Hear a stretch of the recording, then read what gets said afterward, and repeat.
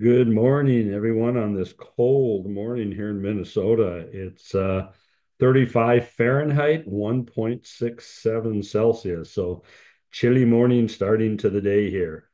For this video, we're moving into detailed scheduling areas. So we want to talk about the elements of lead time. So when we look at lead time, we talk about queue, setup, run, wait, and move times.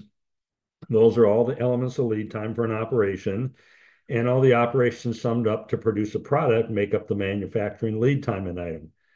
Excuse me. Q is waiting up front time. Then we set up, and so setup is the time needed on a machine to tear down the previous operation and set up the new operation.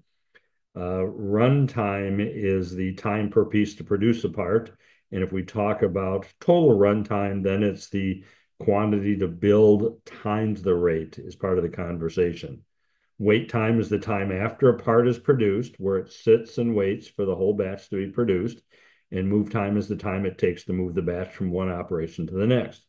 Now, knowing all these are important because you can't determine total manufacturing lead time and time needed unless you know all the elements above. You also need to know that so that you can work to improve process time by eliminating non-value added time, which is what queue, wait, and move time are.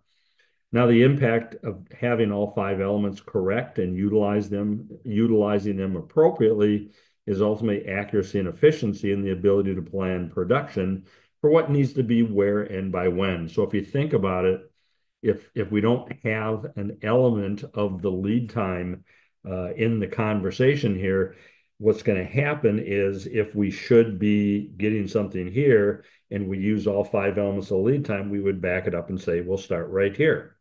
Well, if we're missing some of those elements, we're going to get a message that says, well, if you want it here and you're missing some elements, you should start it here when we should have started it over here. And so now we're always going to be scheduling late in terms of our start time. And then we're either going to scramble to catch up or we're going to have to push out that due date because physically the time still happens.